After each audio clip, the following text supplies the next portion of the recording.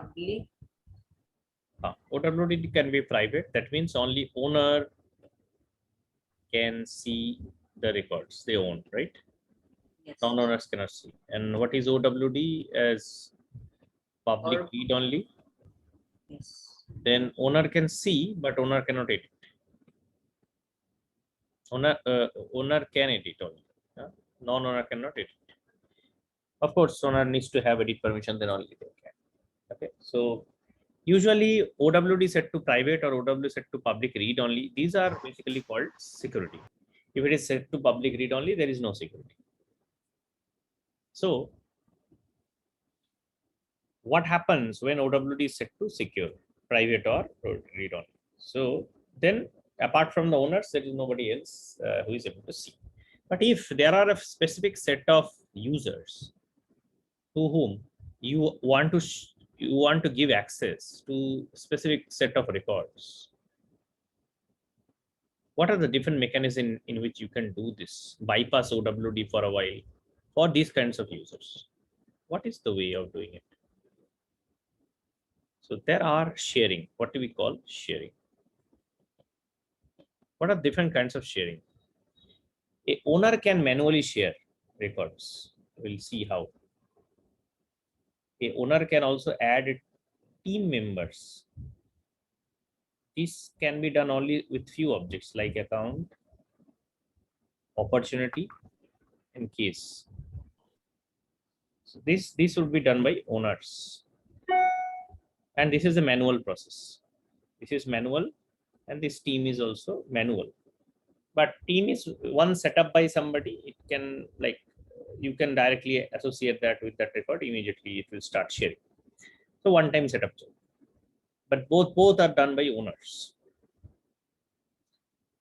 Third mechanism is done by the administrators, which is automatic share. What is that? It's called role hierarchy. What does it mean? Till now we have talked about profiles, right? A user has mandatorily a profile. A user can have permission sets also. Permission 1, permission set 2, and multiple, right? Apart from that, a user can have one role.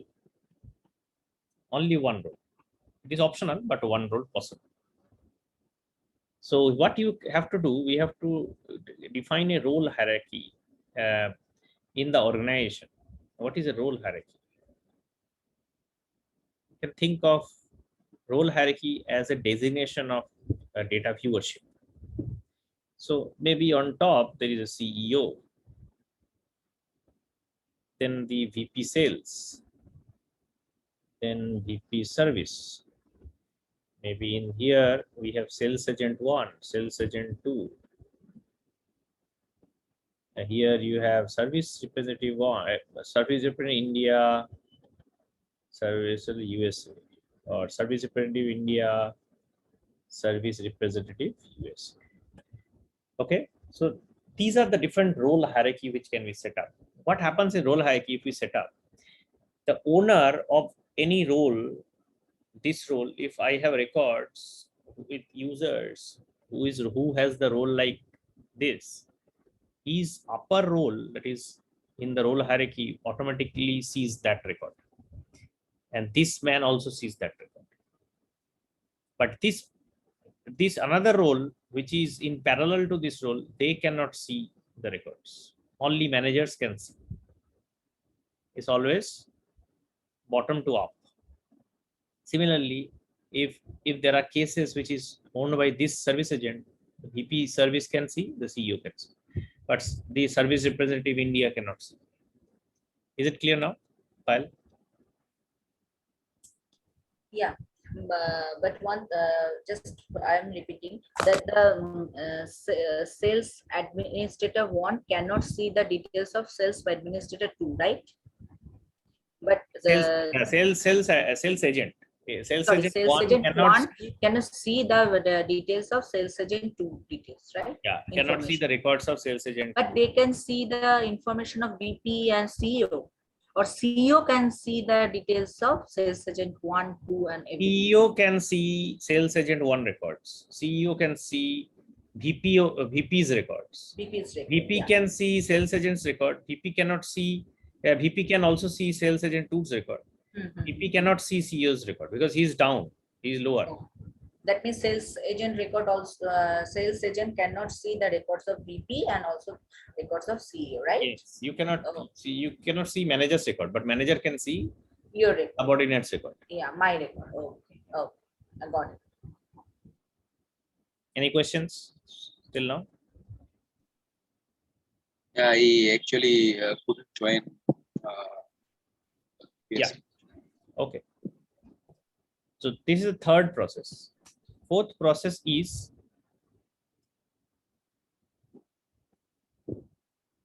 sharing rule. What is this used for? This is also automatic sharing does by system administrator will set it up. System admin will do automatic. This is automatic again.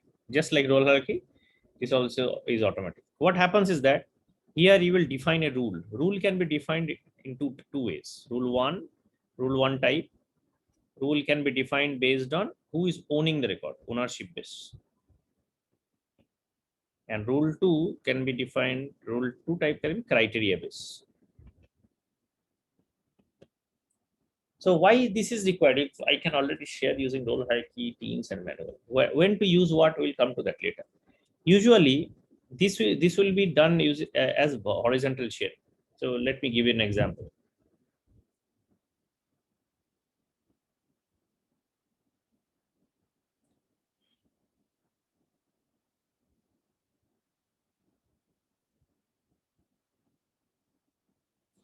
So I have a role hierarchy: CEO, underneath VP, sales, VP, service, sales agent 1, sales agent 2, service agent 1, service agent 2. Now, there's a requirement that these people's record should be seen by these people. By role hierarchy, this is not possible, right? So I can write a sharing rule to give this kind of access. Exceptional access, which is not handled using role hierarchy. Any questions? Is this bypassing? Hmm? Is this bypassing? Last day you are talking. If role hierarchy is vertical, right? Top to bottom. Yeah. But this is horizontal. Alright. So if there is a requirement wherein especially there is a need for you to share one kind of rules data to somebody else's role, which is not in the hierarchy. In that case, you will use sharing. Share. Now there are two concepts before we move forward. One concept is called public group.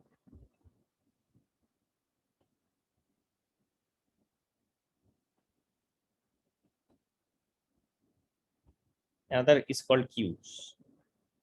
Both is a collection of, these are both collection of users.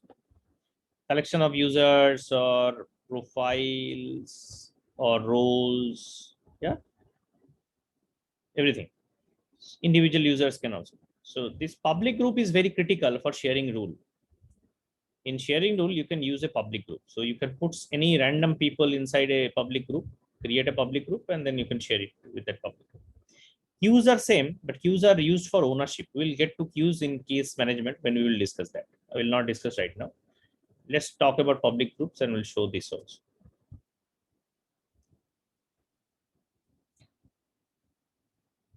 Okay, fifth one. So this fifth one is called Apex Managed Sharing. It will be very rarely used, but this is a situation wherein I do not know whom to share in the design time. That means when I'm writing a rule, at that point, I do not know whom to share. Maybe that whom to share is runtime selected by some logic.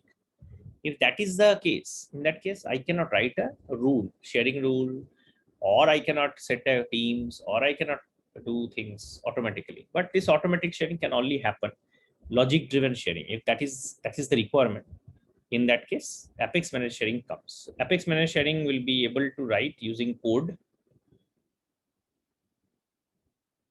or you can also use flows and process builders. We'll discuss flows and process builders in corresponding classes, how to write logic. But if you are into development, you can also write code. If you're not into development, you can use flows and process builders. It's a logic driven sharing. We'll discuss some of the situations. These 5 is very important for you to note down. Apart from that, there are other mechanisms, which is very advanced topic. Normally, it will not be used, but awareness is good. So I will mention those. One is territory management. Based on areas, you can also share records. For that, Salesforce has a product or a feature called territory management. Apart from that, you can also share using pages. Pages means Visualforce pages, or you can write your Lightning components, right? Coding driven pages. If you write your own UI, in that case, you can also do this. These are advanced topics. You don't have, just for awareness, I'm telling this. And of course, the 8th way, which we discussed yesterday, was view all and edit all, right? We discussed that. In the profile, you can give view all or edit all. That will also bypass the property. So I will sum up once again. First is the manual way of sharing. Second is teams. Third is role hierarchy. Fourth is sharing rule. Fifth is Apex Managed Sharing. Sixth is territory management. Seventh is page. Eighth is view all, modify all. These are all the different ways in which you can bypass OWD, or you can give special access to special people if they do not have access automatically. Any questions so far?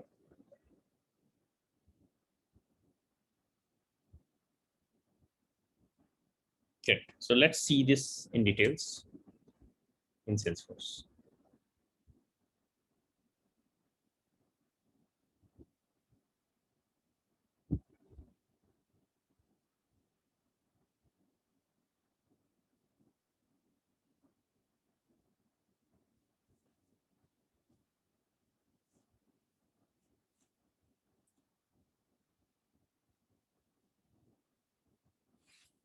As I said, the first is manual sharing, which you can do by, first you have to make sure that OWD is set to private. Otherwise, these options will not be available. So where will I get that? Sharing settings. This we checked last day, right? So first and foremost, what we have to do is to make sure that there is a special access. So I will make it private.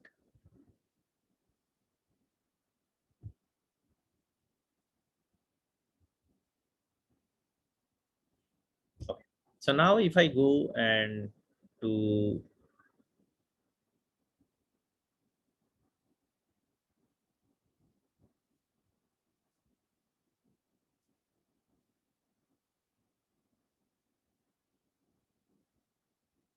you will see there is a sharing button here. Yeah, this is manual sharing. Here, you can search for any user, maybe something like integration. Probably I don't have any user here. So you can search for any user, public group, role, recorded service, and you can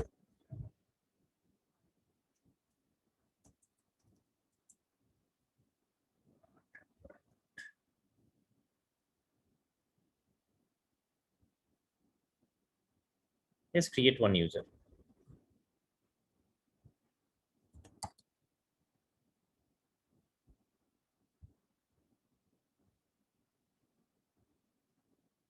Integration user is there.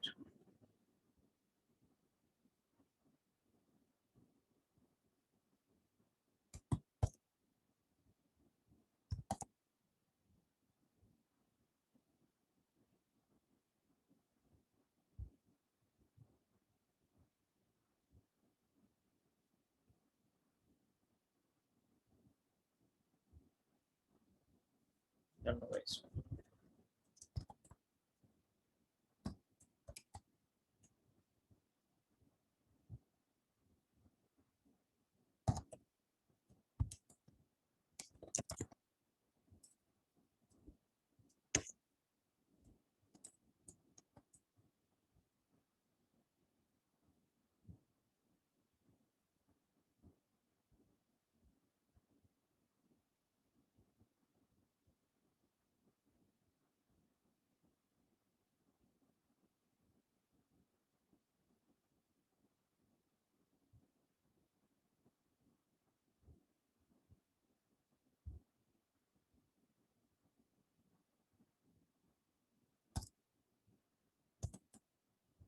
See, I am able to search for this user, and I can give any kind of access. I can give a read-only access to this account or a read-only. So I am the owner. Animesh Banerjee is the owner, but I can give somebody else access, and I can control also what kind of access I am trying to give. I will read-only access or read-write access. So this is manual sharing. An important part for you to notice is very important. Salesforce by default uses a background object to keep track of the sharing. We need to understand that object also.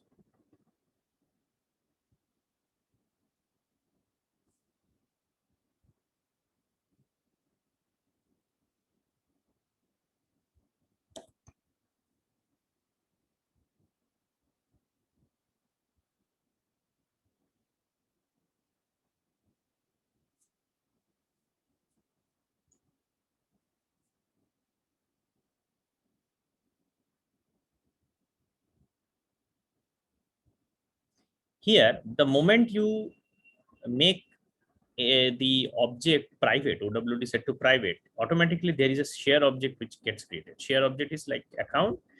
Apart from that, share will be added. So this is the object which Salesforce automatically creates when the OWD is set to restrictions. OWD is set to things. So what are the different fields here? Let's see this row cost and account ID. If you see these two and account access, let's see this one.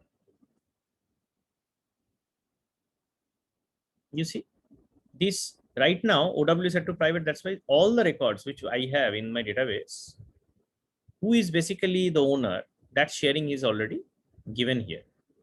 And apart from that, if there is a implicit sharing that has been given, implicit parent, there are also records. So let's see what happens in the manual sharing case. So if I go and search for this account,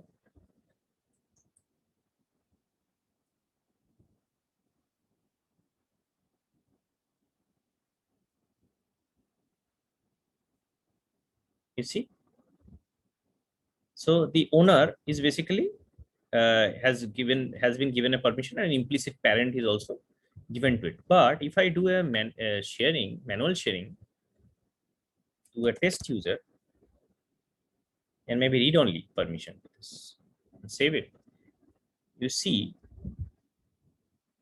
Salesforce automatically insert another row here. It's called a manual sharing, yeah, with a read permission in account. And there is also a thing called whom did I share this, the user or group ID. If I click this one, basically this user has been given a sharing. If you go and view in Salesforce, you'll see this is the test user. You see, test user. So that is how Salesforce is tracking behind the scene in the share object. So next time onwards, if you are going and seeing the sharing, if you go this edit, you will see this is happening like this.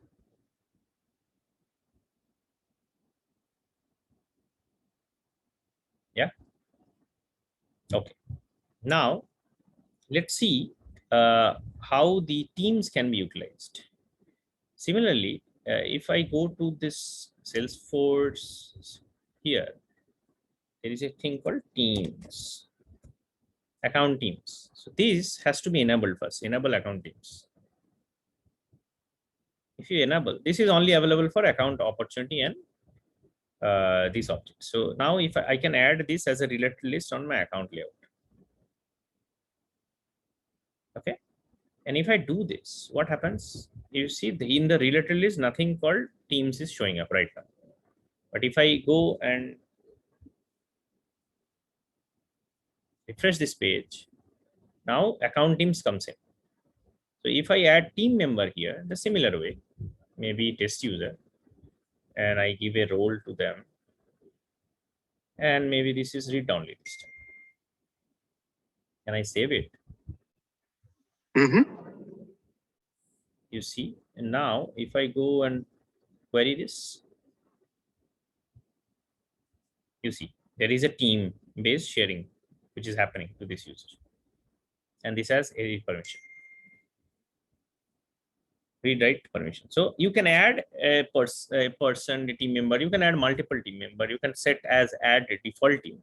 You can you can set 3 or 4 team members automatic, and you can put it on any record at one time. So you don't have to individually add every time on each records if you have already a team set up. Okay, so these two things both are done by the owners. This is the person who is logging in, whose record it belongs. But how can we do it automatically? Automatic sharing is, as I said, needs a role hierarchy. So let's see what is a role. So if you go to the roles, it can be different ways. You can set up a role. Territory based, you can set up a role. You can set up a product based role. You can set a company based role. So usually territory based role is the most efficient way of doing it. So you see, I have a CEO on the top. Underneath, there are different people. Underneath, probably SVP is there.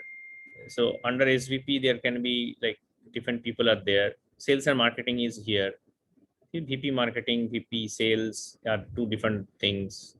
So customer service, international, customer North America. So these are like, here you can create your own role also. You can add new roles.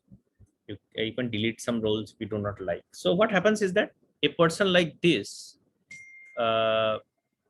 is a person with this role.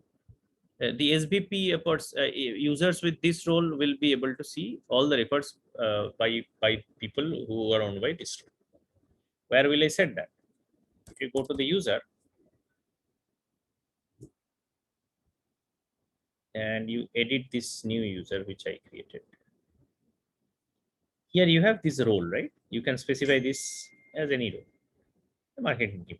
If you set up the marketing team, then if you go back to the role,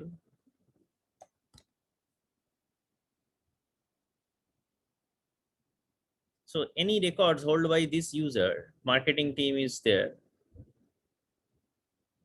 VP marketing and underneath this marketing team is there. Yeah, marketing. So this is the role this person had. That means people with VP marketing can see his records. Then SVP can see his records. Then CEO can see his records. Yeah, all the people on the top roles will be able to see this records. So that is how role hierarchy will work. Usually, if you go to the sharing setting,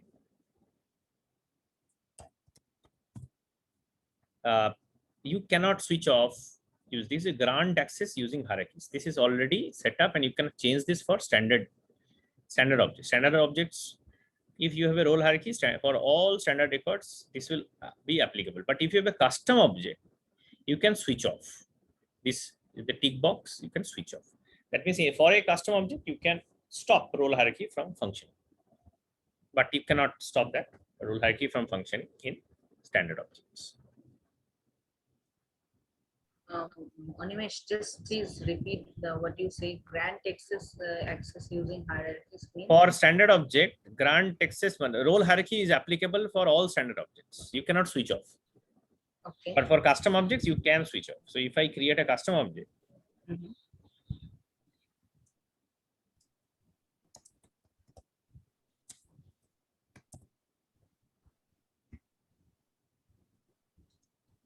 means what is the benefits I will get by clicking switching on switching on? it depends on what is the business logic. There is no benefit. It depends on which table are you using that. If you do not want, Okay. the And role hierarchy to be also applicable. one question in my mind, Hmm. that is in the role hierarchy section. So in the CEO part, or there is a subtree. So every section has four option. One is add role, edit, delete, and assign. So Hmm. what is the difference between add role and assign? Add role is a new role if you want to add underneath. Okay, and assign Assign means? is which user you want to assign that role. Okay, so I can add a user without giving any role. So after that, I will assign a role, Yeah, right? yeah, yes. Role is not Okay. mandatory, right? So if you want this role you want to give to 5 people, so you will do Mhm. go here assign, and you Okay. select which users you want to give, and you add this, and that's it. Okay. Okay. Got it.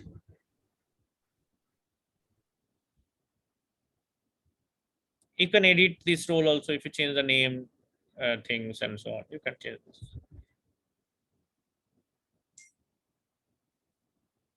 In the business requirement, it will be clearly mentioned that what I should to do, what I have to do. So after that, I will do according to the business law requirement, right? Yeah. So as I said, sharing. So if you have a custom object, you can go and switch off the role hierarchy only for that object. So if you go to sharing Mhm. settings, you go to edit, you will see on standard object you cannot switch off, but in a custom object you can switch it off. Okay. Okay, so that is it. Okay. Anyway, so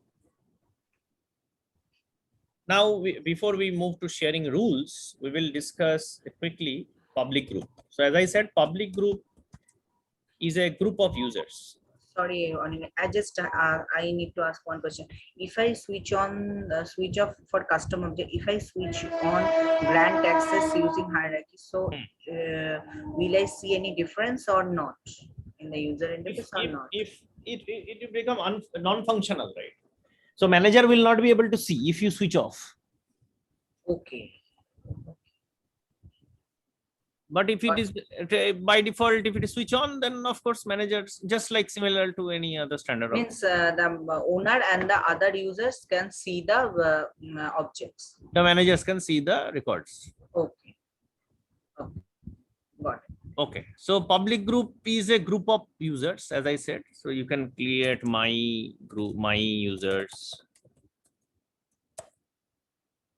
and you can still in a public group you can add another public group, or you can add roles, or you can add users. So I can choose like this 2 users. I put it here, and I save. So I create a public group. The benefit of public group is that you can share records to public group. Instead of one person, you can share to multiple people. So in sharing rule, which is again back to sharing settings screen, in the sharing settings screen, you will see that down below there are sharing rules. So we were dealing with account objects. So what will happen if I am doing a horizontal sharing, right? So maybe marketing team should see each other's record. If that is a requirement, what will I do?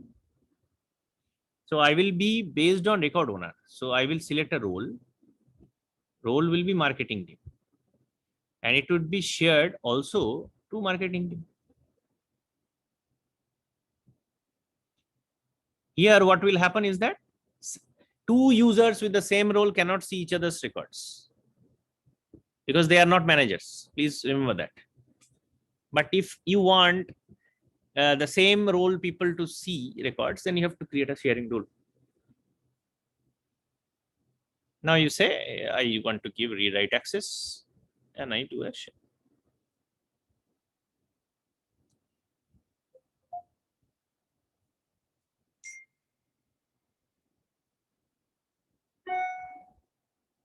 Yeah. So this is how a sharing rule will work. So here, basically in this workbench also, you will see a row clause called rule if it is shared via rules. Apart from that, you can do your own logic driven rules. As I said, using Apex managed sharing or flows and process builders. I will share a link which you can go through. It will be not clear right now because flows and process builders we have not worked on. But as soon as that it is clear to you, you will be able to work on it. Animesh, I have one question. Yes. So, I mean, what is the difference between account team and custom group? I mean, or custom team? Custom team, where am I getting? I mean, Public group. Yeah, public group you have created. Okay. Account team is basically a team by the owner. It is created and it is randomly created, right? I can go and add any person here, right? But public group is a fixed set of users. Public group is quite like a distribution list we have in a email, right? When you go to a email, have you used a distribution list, by the way? Yeah. It's the same thing. Public group is a distribution list. Okay. The fixed set of people all basically clubbed together under a public group, and then you can share to that. Account teams is completely owned by the owner. Owner will set his team, but public group is usable by anybody. So that is means the rule can be used for even opportunity also. I can use that same public group, right? So I can create another group, another rule, share to my users, and I say I have a criteria based sharing. So I say the account, if the billing city equals Colorado, in that case, please share this to my users.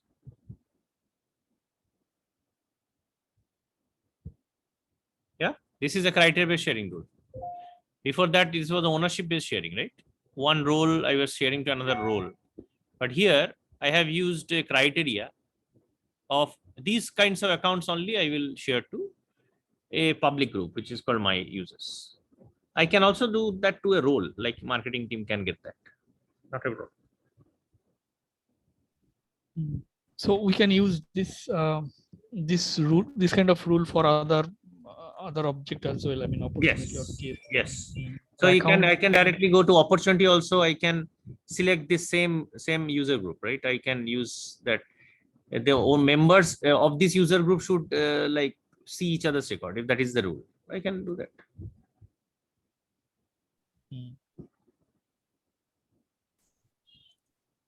Account team is specifically a group chosen by the owner of that account. Yes. Who will be dealing, I mean, those person who will be dealing with that account. That's correct. That's correct. That sharing group is done by the system administrator. Yep. This public group.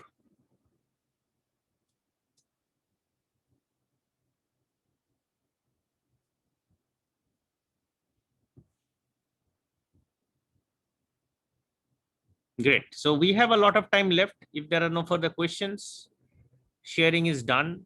We will get into some topics like the formula fields. I think formula fields we discussed or we did not discuss so far. We had one session, right? Yeah, we have discussed. Formula field we have discussed. Formula roll-up summary, everything we discussed, right? Yeah, roll-up summary have discussed. Okay. So now let's talk about important thing, which is called page layout. Also we discussed, right? Yeah. Okay. So we'll start with this new thing, which is called validation rule. Every object you will get a thing called validation rule. What is a validation rule? By default, the fields and relations in fields, we select different kind of data types, right? By selecting different data types, we make sure that the data is correctly entered. So if I need a phone number, I will not use a text field. I will rather use a phone field. That will make sure the system automatically validates that the input user is giving is phone number or an email ID, whatever. But if there are some requirements, specific customer requirement, which is driven by your specific business, and you want that to be implemented, at that point, you will need validation rule. Let me give an example. So let's create a new field in account called amount. Now, amount can be a number field.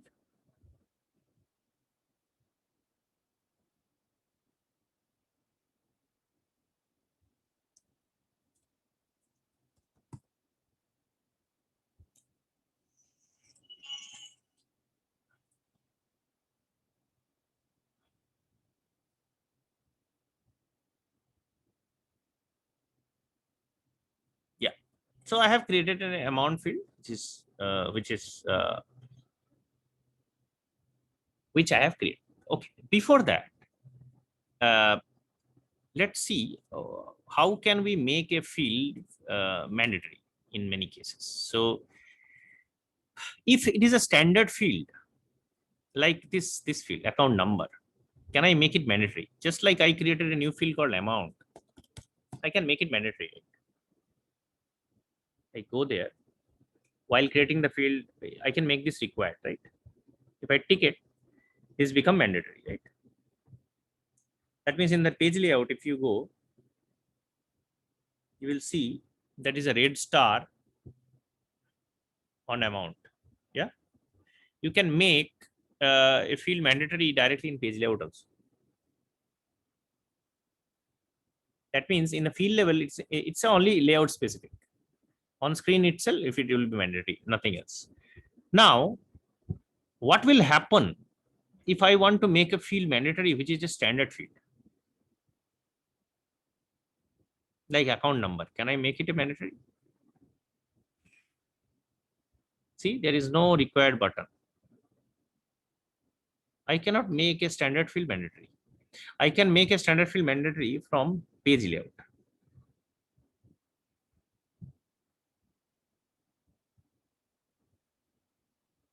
Here, I can go and make it mandatory. Right? But what if I want to make it mandatory when it is also loaded from database? Like in Workbench, when I am trying to load accounts, I want to make sure that that mandatory check is happening. Right now, it will not happen, right? Because it is mandatory only on screen. Then what will I do? I have to write a validation rule. Validation rule is applicable everywhere, on all screens as well as on database also. So I will go to validation rule, create a new validation rule. Rule name is account number not blank.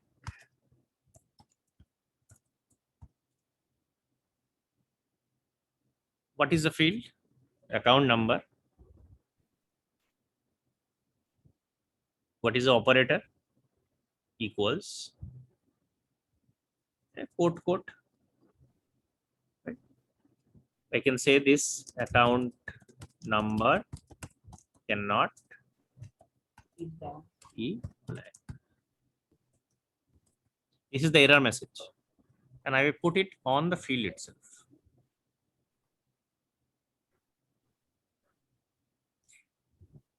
What is this validation rule doing? Validation rule is basically is a condition which you want to block. Validation rule fires before a record is saved into database. Okay, and if this condition is applicable, then it will throw an error message and block the saving of the record. Let's see this happening. So I have the account. Right now it is mandatory in the page layout, right? So if I say the account name is validation check, and you see, complete this field, these three fields needs to be completed because these are mandatory, right? I have to fill up all these. So I have to fill up 500, 500, 500. Then only it will be allowing me to save. Now, if I go and take these out, validation rules out,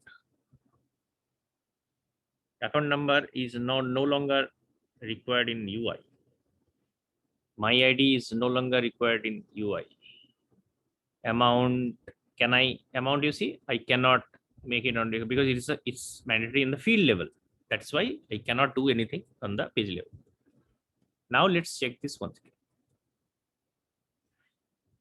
Previously, the validation rule did not fire because I did not. Validation rule was not required. So let's check. Let me check once again. Validation rule check 2. It's asking for only one. Right now, I save.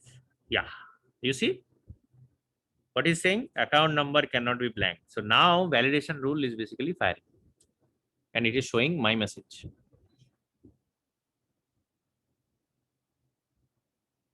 Yeah. So validation rule is not only required for making a field mandatory. You can also make sure that there can be different kind of criteria you can put. Like, let us create another criteria. Animesh, one thing I noticed that in case of blank checking, so if the non-mandatory checking is imposed in UI, that will be fired fast. Then the field level, Yes. if it is imposed at field level, then the validation rule, right? That's That correct. is the order. Yeah. That's correct. There is a order of firing, order of execution is there is in Salesforce. I will show you that. That is basically taking care of for this stuff. So let's talk about amount validation. Let me have a range. If I say amount should not be less than 100. So what will I do? Is the Amount less than equal to less than equal to 100. 1. So Then the if I enter 100, will it allow me to save or it will not? No. What is the condition you just told? Here, this is my condition. No. What is the condition you want? Amount cannot be less than 100. Then we should not use the equal. Okay, then less than, only less than. Yeah, cannot be less than. Okay. Yeah. So if that is the case, let's see. And now this same validation rule is now it will check something else. This is another validation rule, right? So we already have a validation rule. Paste again. Number. So now let me put a 50.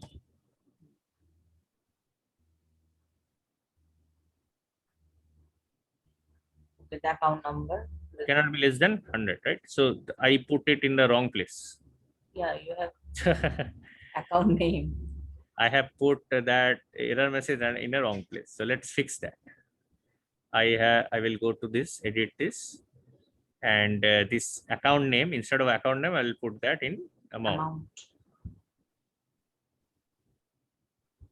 So I will go back. New. Basically, this is just generating an error message and cannot create a record. Absolutely. So now if I put a 50 here, you see, I am getting an error message, amount cannot be less than 100. So if I put 100, then this error message cannot be less. So I will put some values and now it will allow me to save. So validation rule blocks the saving of the record and the condition should be there, which is basically blocking it. What if I have a condition that amount cannot be less than 100 and cannot be greater than 1000? Then I have to add AND function. That is the AND function. Why not OR? OR means either or. This AND means the both condition will be successful. Then the error message will not generate. Otherwise, if anything happen, then the error message will generate. Account. I think the spelling you have just wrong. This is what you are saying? Yeah. Because I think you are telling about both the condition will be true, right? And yeah, you are telling and cannot be more than 100. Greater than 1000. Will this work?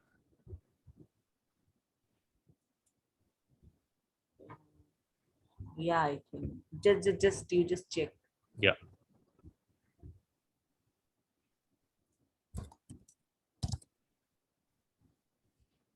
So let's test with 1001. You give the account number. It passed. Yeah. Yeah. Then the rule So it is is not wrong. working, right? Yeah. Yes. So what will this be?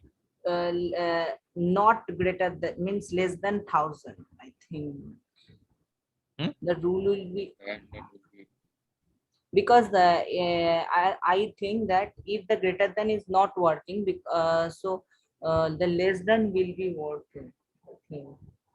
No, are we the sure that this condition. will be end? That is my No, question. this shouldn't be. What it should be? Can we test with OR? Okay. Yes.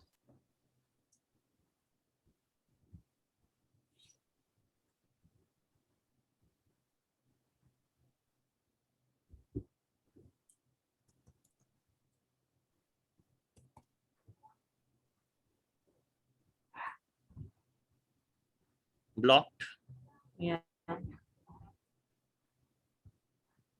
blocked. It's working, But okay. Yes. right?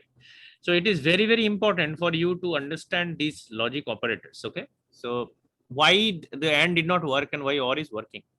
So individual conditions, OR means any of these conditions. AND means all of the conditions. So Mhm. when a amount is less than 100, it cannot be greater than 100, right? Both the condition it cannot satisfy, Okay. Yeah. right? So this needs to be true in order for this error message to come, right? So if it is a OR condition, then means individually any of these condition happens, then we will block it. Please remember, the reverse will result in an AND condition. So if I make it like this, in that case, I need a AND operator. It's the same thing.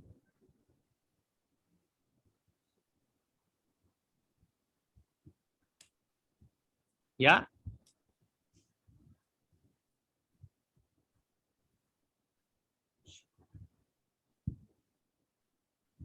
If that so, mean- there can be many ways in which you will get your requirement. Sometimes the requirement will come on what is allowed, and sometimes the requirement will come what is not allowed. A very easy way for you, something when sometimes it will be easier for you to just put the allowed condition. Like, let's see what is the allowed condition. Allowed condition is 100 to Amount- 1000, right? So amount should be less than greater than 100 and amount less than equal less to than 1000, right? yeah. These are two allowed condition. Mhm. In order to block anything which is outside this condition,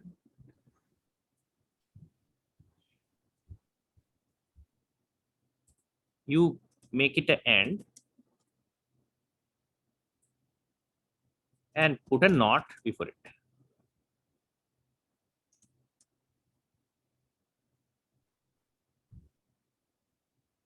It will work, I think.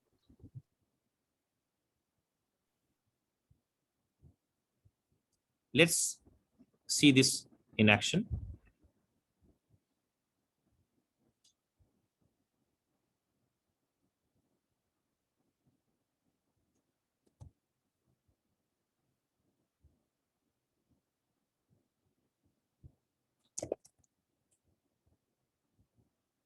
No, I think 50 is not working. It's also not working. So here a logic operator which is very important for you to understand is something like this.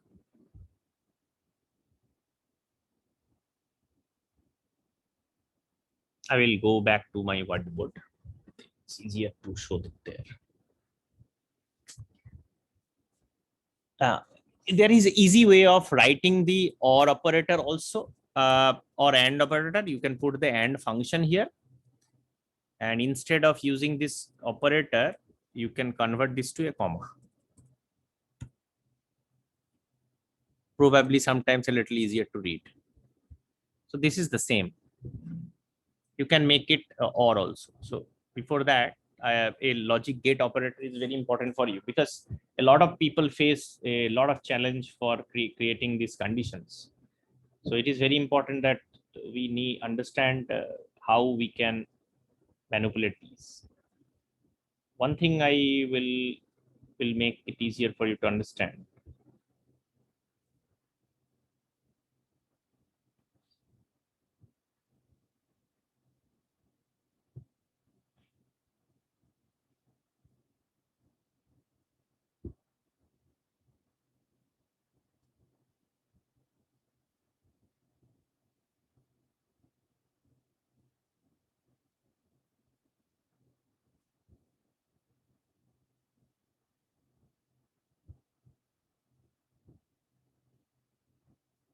So condition 1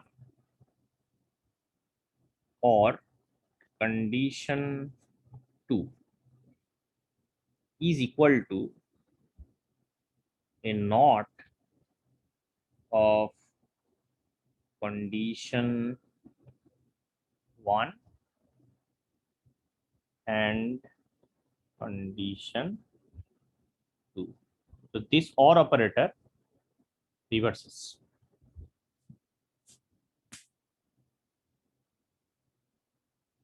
I am sorry, I made a mistake. Give me. Sorry. So NOT operator on condition 1 or condition 2 is equal to individual NOT of condition 1 and NOT of condition 2. Is it clear? If you put a NOT reverse on that condition individually, then this operator reverses.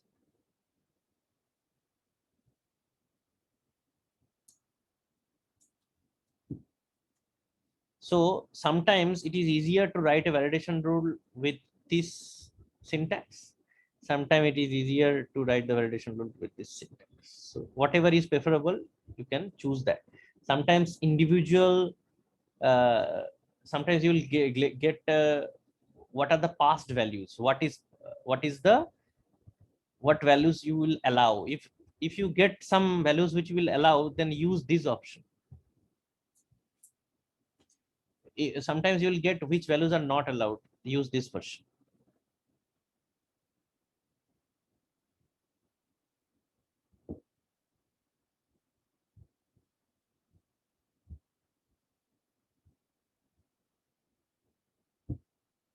Clear? So now we saw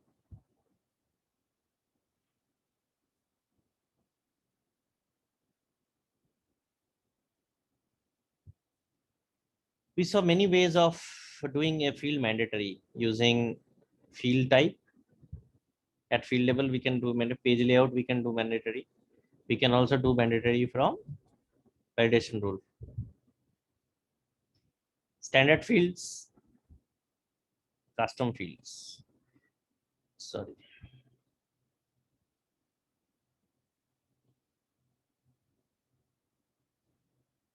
Standard fields, custom fields.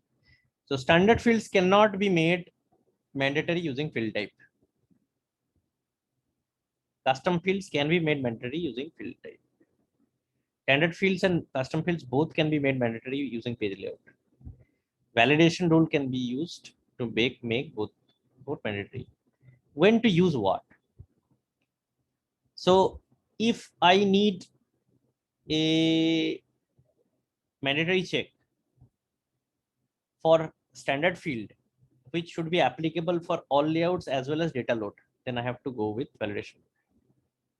If the standard field is only conditionally needed, for few screens, then I will use page layout. For custom fields, if I need to use a mandatory check which is applicable for all place, all fields and all data load also, then this is the easier option. And if it is conditional only for few spaces, then this will be used.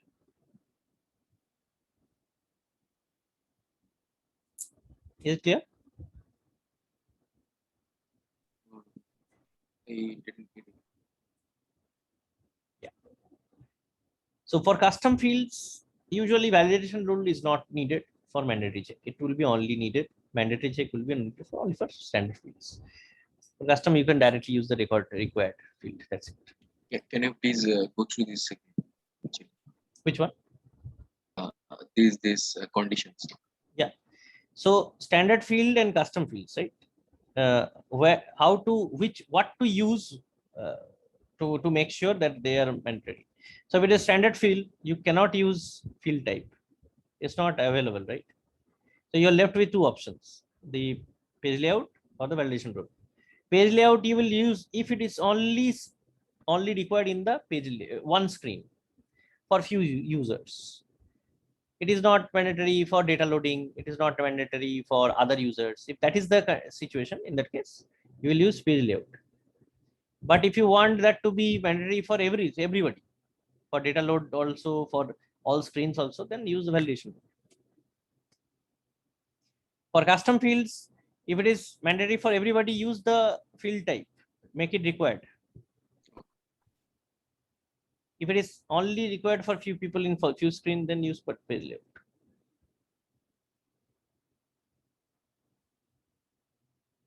Yeah, clear? Animesh, I have one query. Can I Mhm. ask? That is, if when suppose I import some data, that is, first of all, let's suppose for standard fields, I have entered data. Okay. So I just importing some data. So there we can apply some validation rule, right? So some validation rule are mentioned. So when we importing some data, the data, and when we click on that next and in the data import wizard, so that time the validation rule will be occurred, and the record which is not which is not fulfill the validation rules, so that That will not be will- loaded. Correct. that will not be loaded. Okay. And for the custom fields, if suppose I will give some validation rule instead of field type, okay, so the same case will happen. Yeah, same. Okay, got it.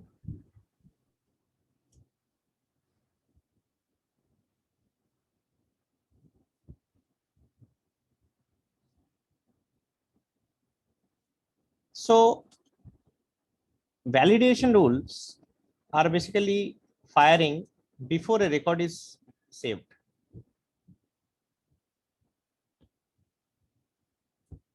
Right?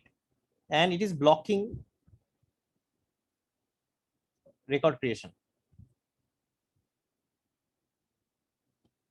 But there are, if you want to do automation, there are many ways of doing automation. Automation means automatic things, automatic logic, automatic system will do some things automatically. So for that, there is another thing called workflow rule. This is firing after. And what can you do using workflow rule? You can go ahead and send emails.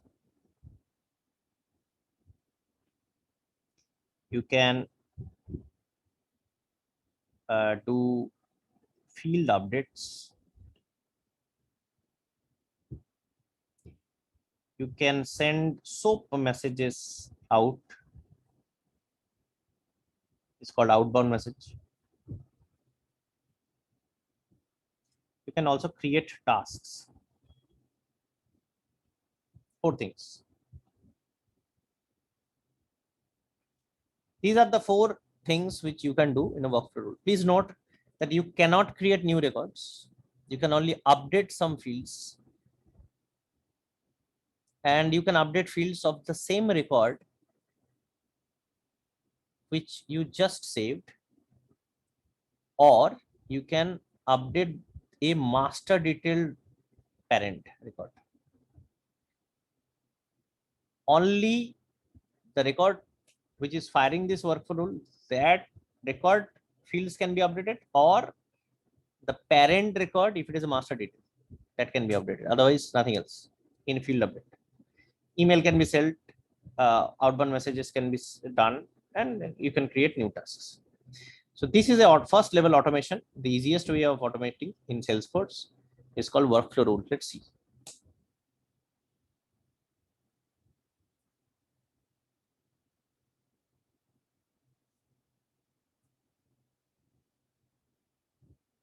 Animesh, what is the fourth rule? Workflow rule.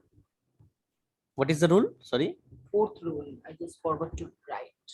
I was writing the soup message, and after that, You can send mail. You can field update. You Field can do a update. field update. You can do a outbound message, or you can create task. okay, task. Right.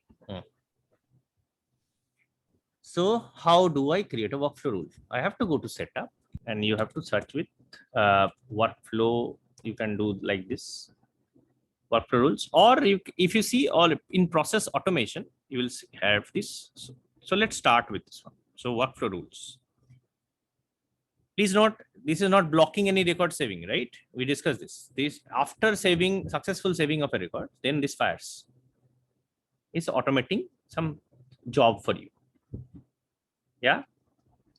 So maybe I want to fire a workflow rule on account object when an account is saved.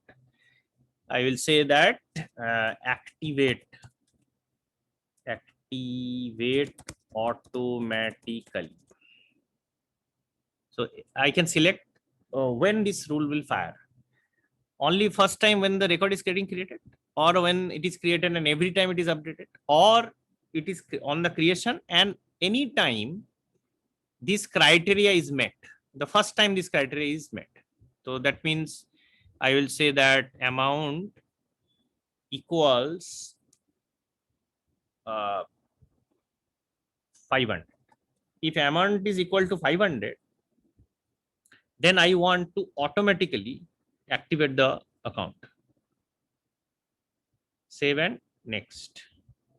You see, this is the criteria for workflow rule to fire. Then I have the task. I can create task. I can send an email alert. I can send field update. I can see outbound message. So let's first do the field update. What will I do? Active true.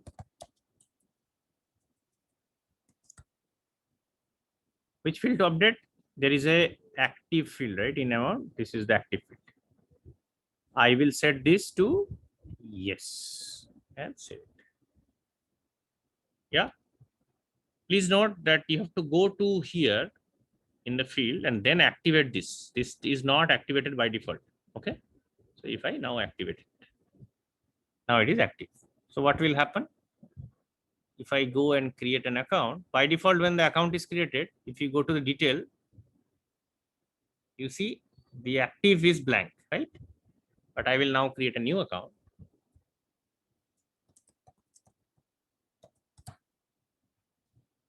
Account is 500.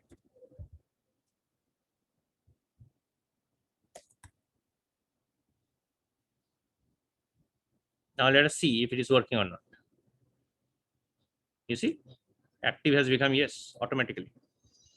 So workflow is firing. Workflow is working. What if I also want to send automatic email to somebody and say that, hey, it is firing. So I have to create an email template.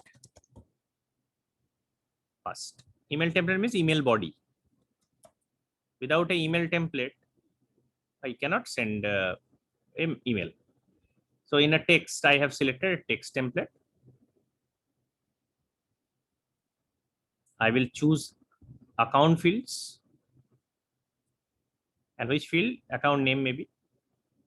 So this is a merge field. That means automatic field which will be substituted when the email goes out. Okay. And what is the email name? active true, same thing. Subject will be account auto activated. Hi, account, I will paste this, has been auto activated. Yeah, maybe I will put here also account and save. You see, available for use tick must be there, otherwise you cannot use it. So now I will go back to my workflow.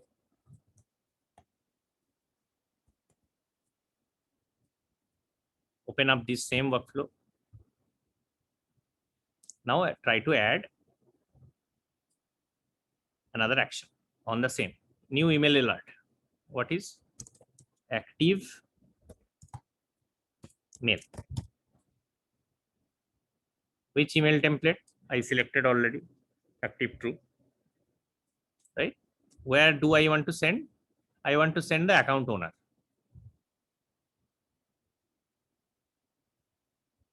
Save. Yeah. So now I am done. And it is active. So now if I go and create another account,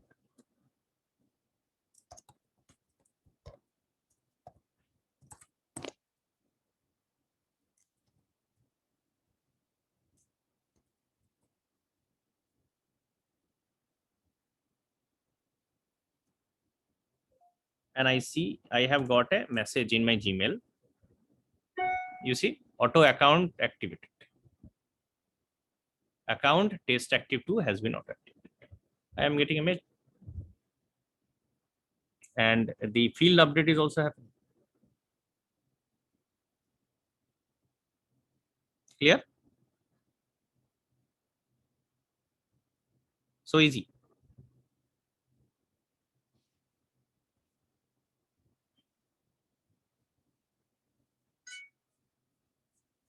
You want to see more automation stuff, or you want to practice this all? Sorry.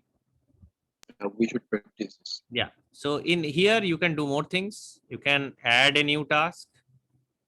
You can say that I will assign this to what is that? Assign to maybe account owner. Yeah, and the subject would be call. Due date, account created date, last 3 days. Status. Okay. This I automatically create a task for on-image manager. Yeah, and I save it.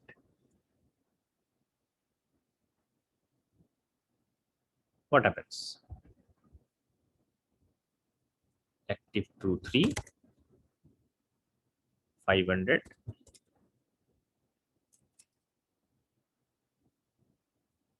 Again, I get a mail. Active mail has come to me. And you see, you have upcoming tasks here. You automatically created. It is been created for you. And this is 11th of August because this account is created on created date is 8. So 3 days later. You see. Similarly, you can send the values of an account to an external system outside of Salesforce also. For that, you need the outbound message.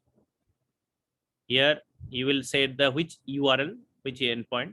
Maybe let me give google.com for now.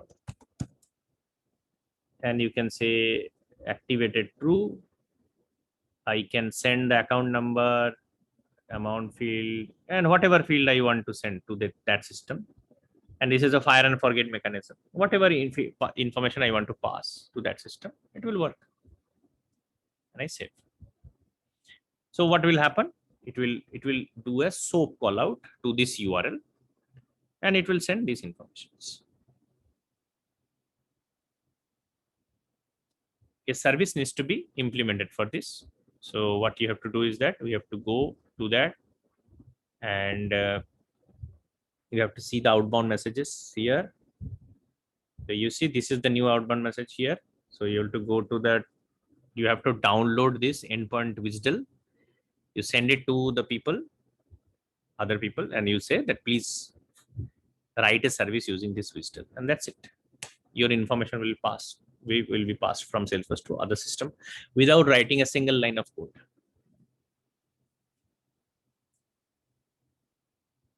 Shumit, you find it exciting, this one? Yeah, it's really good. I mean, generating the WSDL, the third party will just consume that one. Yes. No, this will not consume. This WSDL basically they will use to host a service, a SOAP service. Okay, so acha, Salesforce will be consuming automatically. Yes, Salesforce will automatically, because the structure is already generated by Salesforce. So Salesforce is telling that this is the contract I need.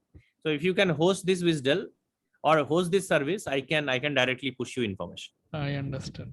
Proactively creating the WSDL. That's correct. Correct. Instead of Salesforce consuming the WSDL, Salesforce is basically generating the WSDL and giving it to them. So it is a reverse story. Yes.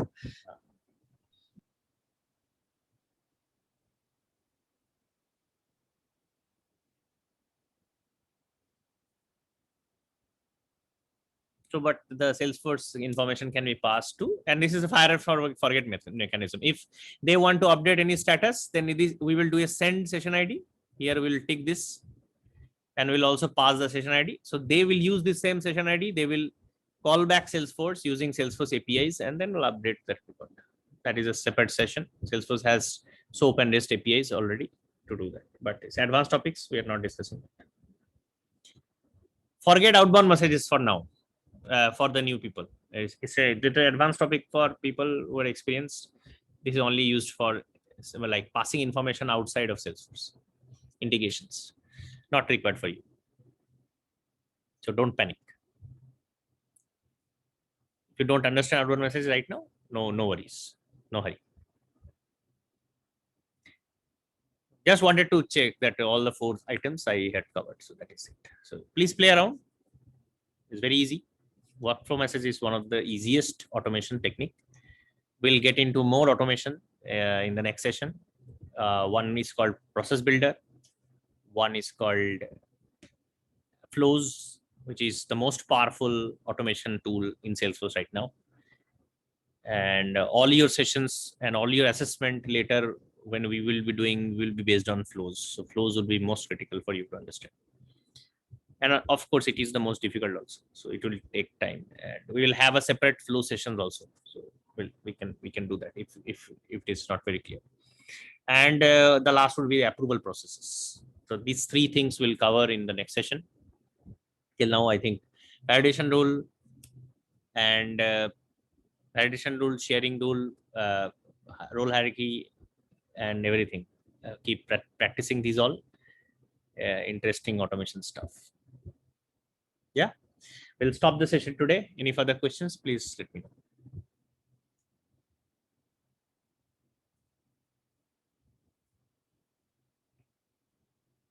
Can we have multiple workflow rules on a particular object? Yeah, you can.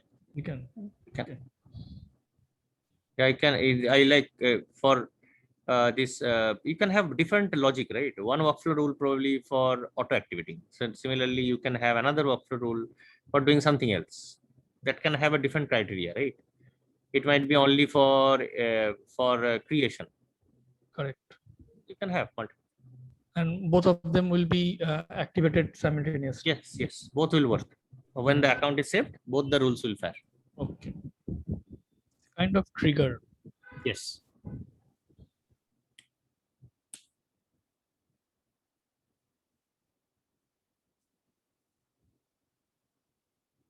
It is a trigger. It is a background trigger. Yeah. And there are more triggers. The process builder is also a trigger. Flow is also a trigger. So all these coexist. So You can have multiple workflows, multiple flows, multiple process builders firing on the same record.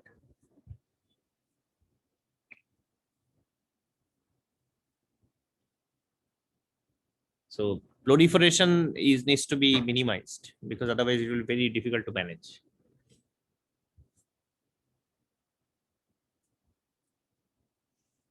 Okay, no further questions, then we'll close the session. Thank you. And have a nice weekend.